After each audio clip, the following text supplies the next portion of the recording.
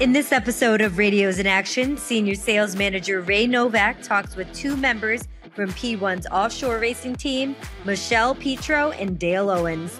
Join them as they unravel the thrilling sport and listen to how radio technology gives way to seamless communication at these races. Buckle up for a ride where every frequency counts and every second matters. Today we're with Micelle Petro from P1 Offshore Racing. And before I try to slaughter what she does, let's hear from Micelle herself. Hi, well, I'm the P1 USA Director of Operations, and I run the P1 Offshore Series, as well as the P1 Aquacross Series, which is a jet ski racing, endurance racing series here in the US for Powerboat P1. For those that don't know what P1 Offshore is, what is it? So basically, it's a global sporting event organization platform. We specialize in powerboat racing and jet ski racing, and we have branches our headquarters is in London. We have an office in Malaysia and our office here in Florida, in the US. We just run a series of powerboat racing, offshore powerboat racing, which has a variety of boats from very small outboard engines to the big 50-plus foot catamaran, twin inboard engine type boats. We have Dale with us. Dale is radio communications for P1 Offshore. Dale, what does that encompass? A dispatch center is what we run. You think about a police department, fire department, you want to call for help, you call these dispatch centers and they send you the help. We help organize the race. We provide assistance to the racers. We give information to support boats, and we just try to make it a little more organized. We communicate between the race boats, the support boats, rescue boats, the helicopters, and we just kind of coordinate everything.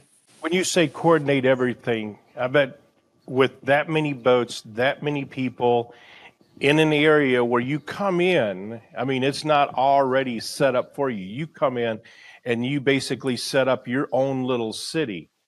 You have to also coordinate the frequencies, too, that you guys use so they don't interfere with daily activities that exist before and after you guys leave, right? That's true. I will listen up to, 4, maybe 5 radios at any given time. We have main radios. We'll have the race boats on one frequency. We'll have the rescue boats on another frequency. I've got the aircraft on another frequency. I've got PATCOM on another frequency. So, and it's just my wife and I that run the race control, and it can be quite daunting at times, especially when things start to happen and everybody wants to talk at once. Dale is an amazing person, and Lisa, his wife, is definitely his backbone or support. She's an amazing person too, and I've always said that no matter what you do in life, the key to success is great communication. So Dale, at our events, he's the hub of every event. Like he stays in communications with the different departments within our event. We have the aviation, as well as the race teams, as well as operations and the sporting side of our event staff as well. And he just keeps all of that together. He's like the glue of the whole event.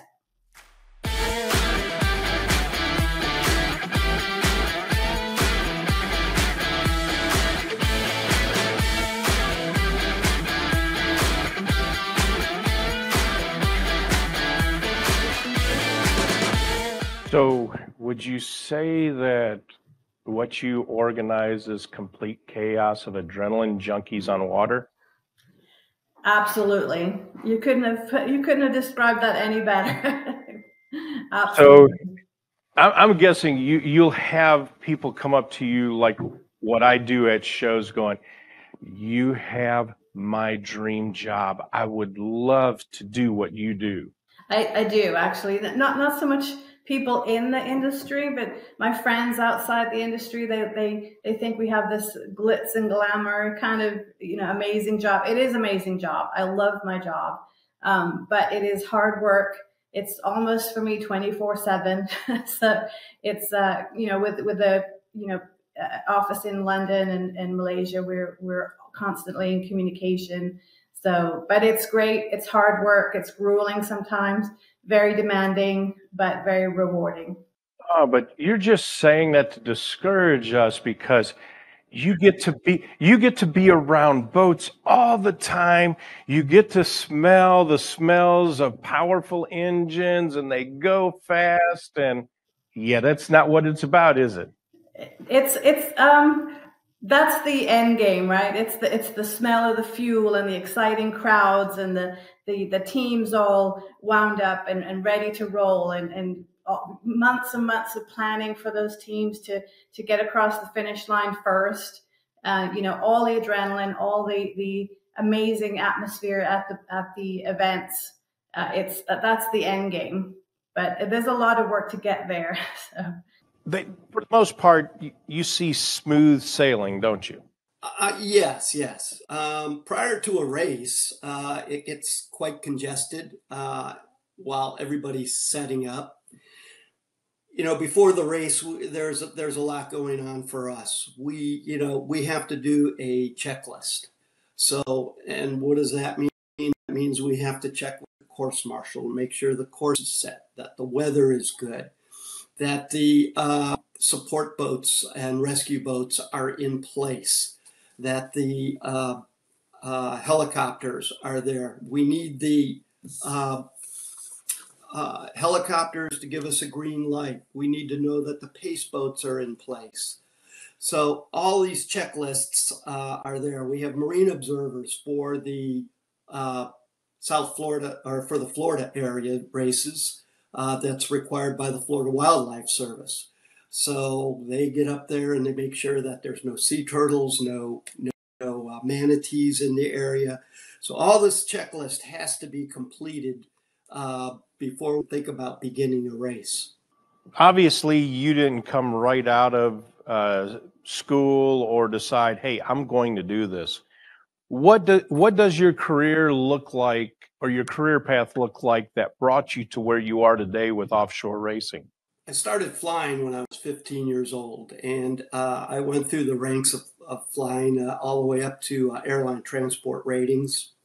So I had a good background initially for radio communications, talking with air traffic control and all that, and learned, procedures and protocols for that. Later on, I joined the Broward Sheriff's Office, and I worked a myriad of positions at the Sheriff's Office, ending up with running the aviation unit at the very end. Along with the Sheriff's Office was the need to operate radios and communicate and properly communicate on radios. So that's kind of where I got my background for radio communications. I was involved in, as a nerd kid, building radios and being involved with CB radios. And so I've always had some kind of microphone in my hand. And that was generally the backup for, how I got into all of this. I used to be a rescue diver prior to doing race control. And when the couple that was doing race control retired, going back 10 years, my wife and I were asked if we would like to take over the race control duties. It's interesting that the path that you just took us down, because in every phase of that, radio communications had a certain protocol. It wasn't like you just grab a microphone and talk like you do on your cell phone. You have a specific means of communications that is very efficient, very quick. Now, you mentioned you've got offices in the UK, you've got offices in Malaysia, and I would almost bet they revolve around your time zone. Yes, pretty much. Yeah, because we definitely, even though our headquarters is in London, we are definitely the hub of the whole family, P1 family. I wasn't expecting the answer to go quite that way. I know we've got offices all over. Email helps smooth out that timeline or that time zone transition. But when you have to have a virtual meeting to discuss rules, regulations, any changes, marketing strategies, things like that, it could be either wee hours in the morning or you're chugging coffee at 2 a.m. because you've got a meeting and trying to coordinate things. Well, definitely, I've had my fair share of Zoom, 5 o'clock Zoom calls in the morning. I've been in Thailand up at 2 o'clock with a Zoom call with Azam in London. You know, his 2 o'clock his time over in the UK. Yes, so it's definitely, you know, very. You basically don't have your full 8 hours of sleep. Let's put it that way. There's always all kinds of stuff happening, and luckily my sleep pattern is maybe 4 hours and a nap time somewhere. I'm good to go. So, but yes, definitely a lot of scheduling, lots of things going on all the time. Yeah.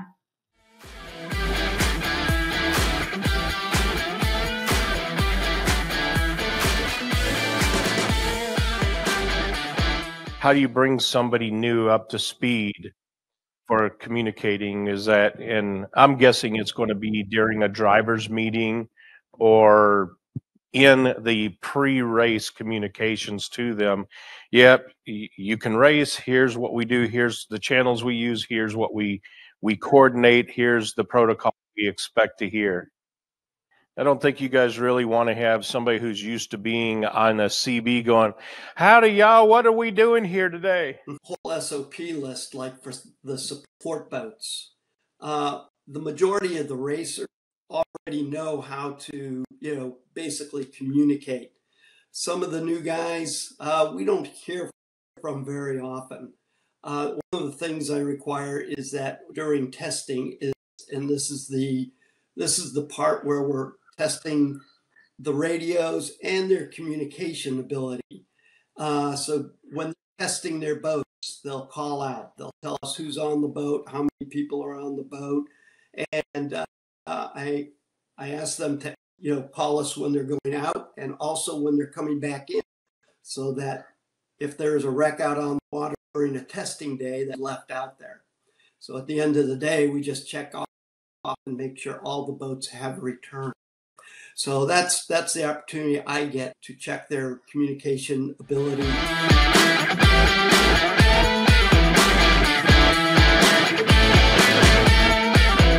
Share with us one of your favorite stories that you like to share about what you do and what you accomplish. Well, the funny thing is I often reflect on how I got here, because if you had asked me 10, maybe even 15 years ago, if I was going to be in the powerboat racing industry, I would have said absolutely no way. So that's going to happen.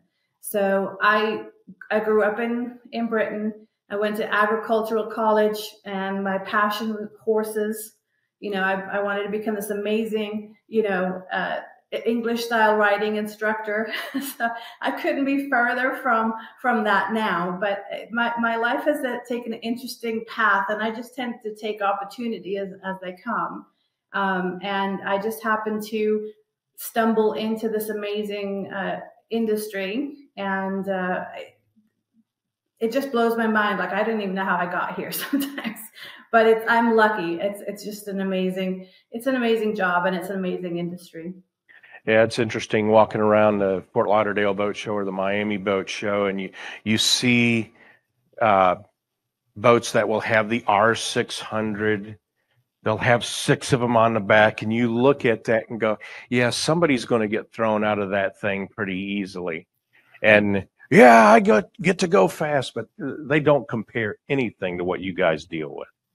No, I mean, yeah, it's, you have to be a special type of person to be locked in a canopy, you know, with your seat strapped in, you know, and your helmet on and going at tremendous speeds in temperatures inside that cabin. I don't know, very hot, you know, with the Florida weather. So you have to be a special type of animal to be able to do that. A unique individual for sure. Well, I do see some correlation there. I mean, you wanted to ride horses, and these boats have a lot of horsepower. So there you go. Yeah, that's the connection. Yeah. Yeah. Well, I know from my experience, you and I first connected where you were like, help, we need radios. And I've got to meet a lot of great people on your team. And we'll probably make this a series of interviews, because I want to see more of your team members.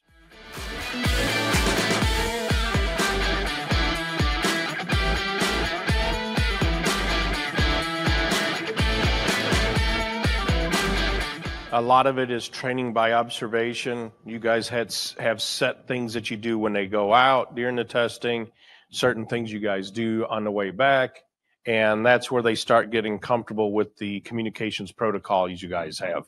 Correct. We do also have support boats, rescue boats, things like that. And I have a set of SOPs that we send out to those captains. Those captains are generally civilians with limited training or knowledge. Some are very experienced, others not so much. So, you know, there are certain things I need to know when there's an accident or an incident. So I spell those out. I spell out exactly what communications I need to hear. Some of the things are, you know, don't yell on the radio.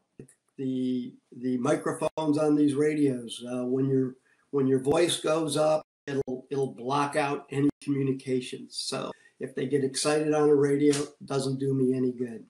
So they have to keep their voice down in a normal low attenuation. So, but, you know, I need to know that, you know, there is an incident or an accident. I need to know that, you know, they're en route to that incident accident. Divers deployed, you know, visual on the crew members, recovery of the crew members, things like that. And I wanted to mention Dale, because the communication guy, I mean, for example, be a rock band. No one gives kudos to the sound tech. Without the sound tech, you're not going to hear all the music. So they're the guys in the back making everything happen, where you got the lead singer that gets all the glory. And communications is very important for you all to be able to not only coordinate the race, but one of the most important segments other than the communications is your safety director. Correct. Our safety director is Sean Steinart. He has a team of about 20 firefighter, paramedics, dive rescue expertise individuals, and we have them situated all over the course. Our course is approximately 6 miles around, and we have like partners of 2 people on each boat. We have like maybe 5 or 6 boats dotted around the course. So if we can't stay in communication with those individuals, then we have no race, basically, because they are essential. You know, if anything goes wrong, you know, they need to be there. They need to communicate to the rescue people on land, the ambulances on land. And if they cannot communicate, we have potentially a life or death situation. You know, it's that important. And Sean is in he's usually in rescue helicopter because he has a bird's eye view of the course, so that he can see what's happening. If there's a boat that seems to be going out of shape, he can communicate to this team on the water to keep an eye on this boat. It looks like he might be in trouble, you know. So I can't even say how important that is. It is amazing. And you mentioned the paramedics, the firefighters, all the trained safety personnel, because really, while you guys are putting on this great production that people can watch live stream, I believe it's CBS Sports. Yeah, CBS and Valley Sports, yeah. That while people can watch this event and everything's being coordinated, those guys are on jet skis, in boats. You mentioned a helicopter. So do you guys have them drop down from the helicopter like you see in the Coast Guard and the movie The Guardian? Yes, they do actually. If the incident is dire, they're the first ones to the boat that might have rolled over or whatever the case might be. They will drop to dive rescue people from the helicopter into the water. It's all about time at that point. You know, who can get there the fastest, who can get in the water the fastest, and the divers go down into the water and check. They can look through the hatch and they can look through the window to make sure that the team inside the boat are okay or not okay. Then they'll come up and communicate immediately with the rest of the team that we need help. Most of the boats have hatches on the bottom, so if they do roll over, they can come out of the bottom of the boat as well. But not just the dive rescue helicopters, we also have a marine observation helicopter in the air, and their sole job is to fly over the course and make sure that we do not have any marine life on the course. And if we have, especially in Florida, we have manatees, we have turtles, you know, so if we have some marine life that ventures onto the course, we need to make sure that we stop the race, because that's the last thing we want, is to, run over some marine life. So they also need to be in communication with Dale if that something does, venture onto the course, and we need to stop the race, because, like I said, we don't want to hurt. We're out there to be friendly neighbors. so again, communication, terribly important. It's one of the nice things about some of the Icom radios that you guys use. I'm not sure if the ones that we have for you at the control center have this, but quite a few of our radios have the digital signal processing that reduces noise incoming as well as, as far as what you hear going into the microphone, as well as what's coming out of the speakers. So we might need to try that for next season. Yeah, absolutely. I've had very little trouble with X-rays on the Icom radios. They've been extremely clear, and all of my marine radios that I use for race control are Icom radios. Not only that, the support has been, support's been excellent. Matter of fact, our last race in Sheboygan, during shipping, I had one of the knobs break, and instead of them trying to find the part and a new squelch box and all that, they sent me another radio. Yeah, I was scratching my head when I saw the email chain come through. I was scratching my head going, why are we trying to search for something? Let's radio communications for them is extremely important. Get them a radio, get it to them, get it taken care of. We can, off season is when we can look at repairing stuff.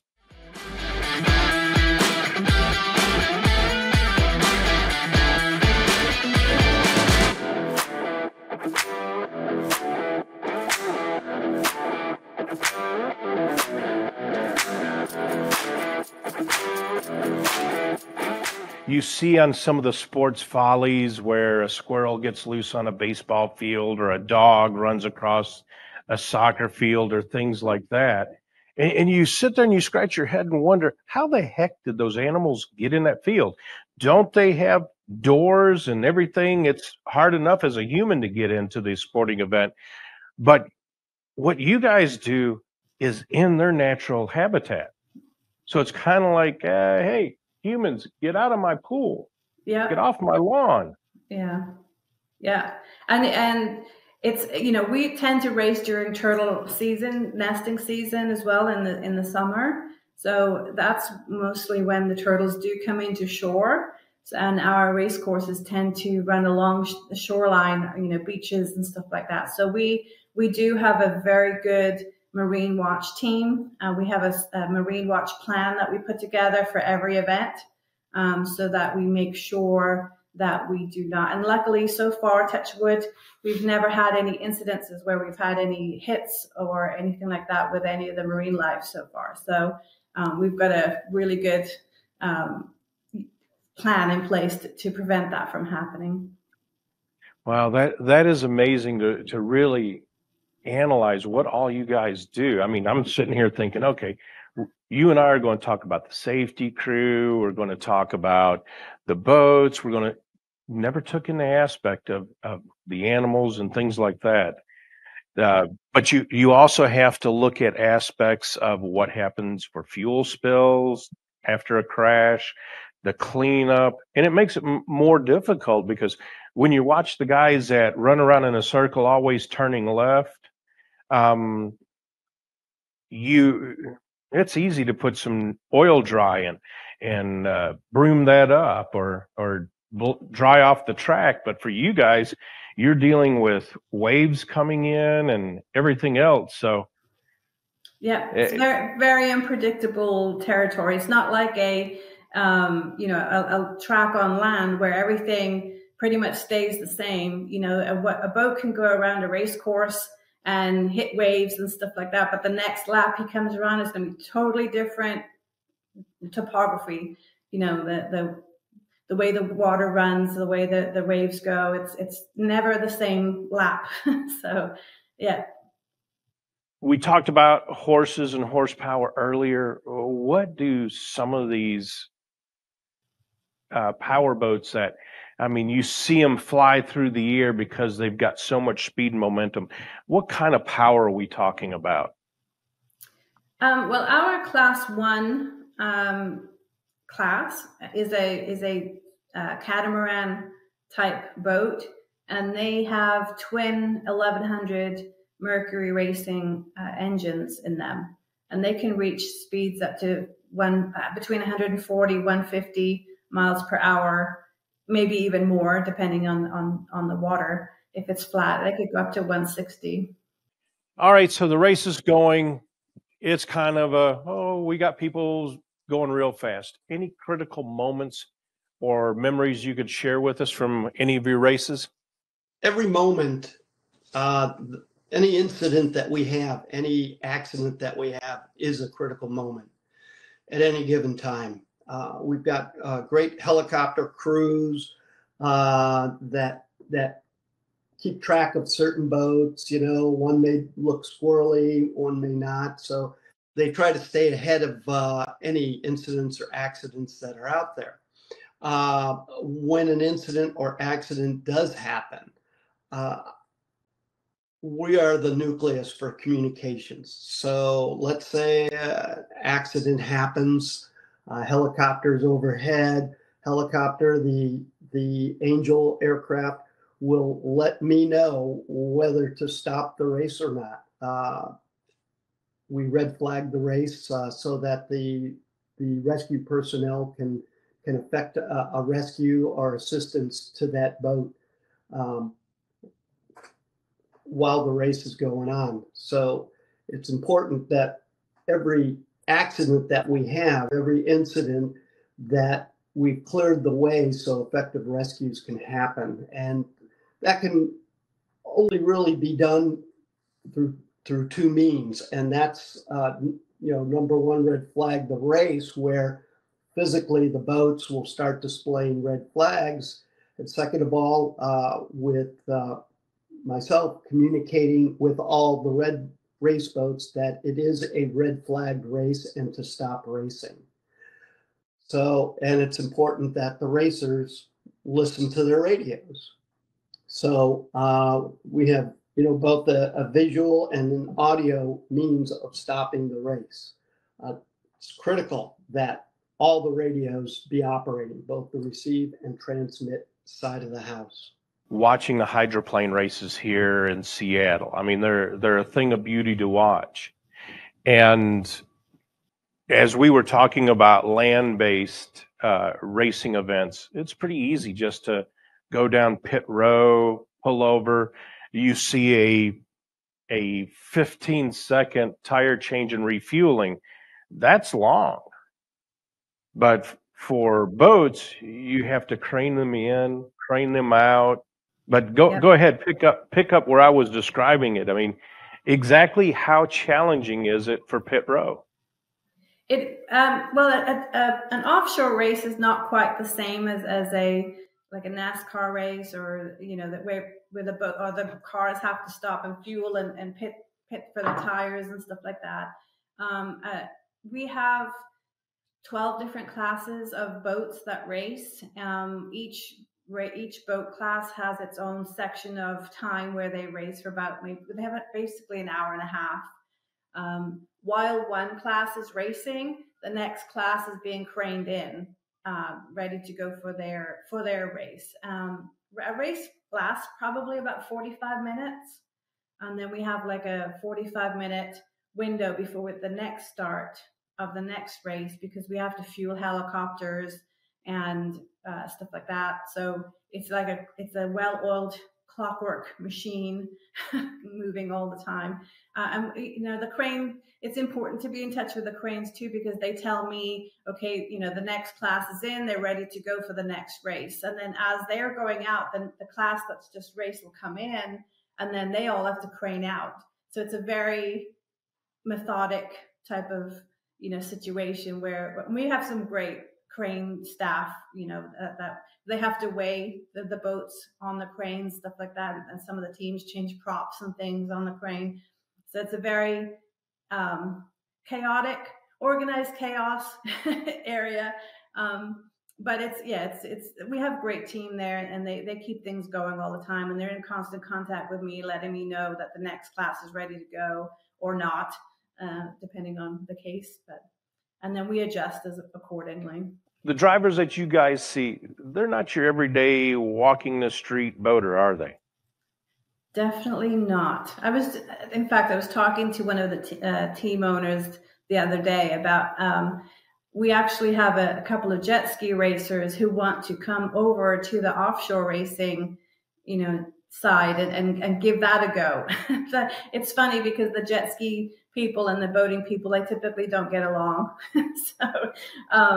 But the bracket classes that we run, which is like an entry level class, you can race your boat in there if it fits, as long as it fits the parameters, the length and the type of engine size. The bracket classes are based on speed. So, for example, a 500 class, bracket class 500 can't go faster than 80 miles an hour or something like that. If they do, then they get disqualified. So it's a very good entry level kind of situation where people can learn how things go, and then very often they graduate on up to the bigger classes after that. You guys are basically the conductor of an orchestra. You're bringing everybody into play at the right time to make sure everything goes as smooth as possible. Is that a pretty good recap there? Absolutely. So even when there is an incident and a boat pulls off into the center of the course, they will let me know that they pulled off to the course. Sometimes they don't. Sometimes I'll hear it from a support boat or a rescue boat, but I will check on them to make sure that that they're okay. Ask them if they need any assistance.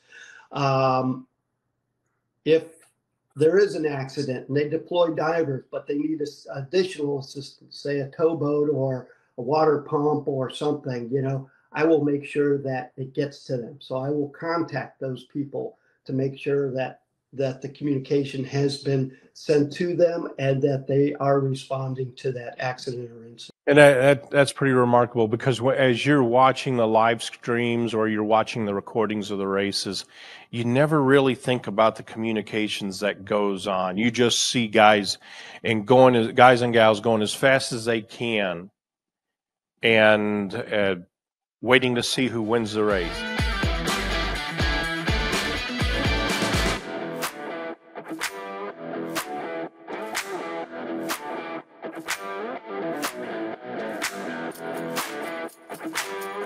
I'd also like to add it, it's just not the marine side of the house that Icom has assisted us with, but also the air side. We use an Icom aircraft at base station. Prior to my wife and I running race control, there was absolutely no communications with the aircraft whatsoever. So 10 years ago, I elected to get some aircraft radios so that we could communicate with the pilots. And then we also needed to communicate with them on VHF marine band as well. Well, portable inside the helicopters did not work. It was all you heard was static and background noise. So I made trailing antennas for the VHF portables and headsets that would not only plug into the aircraft, but would also plug into the portable headset. So we had good, solid aircraft communications and marine communications in the aircraft itself. Icom has since given us the base station to use, which was a godsend because it was the clarity and the quality of the signals that we were transmitting and receiving were tremendous. The base station was actually better than the aircraft radios themselves coming out of the aircraft. Dale, thank you very much for your time today to talk about what you all do with marine radios for P1 Offshore. Look forward to more stories from you. We'll look at doing something later on in the season, but I greatly appreciate you being on with us today.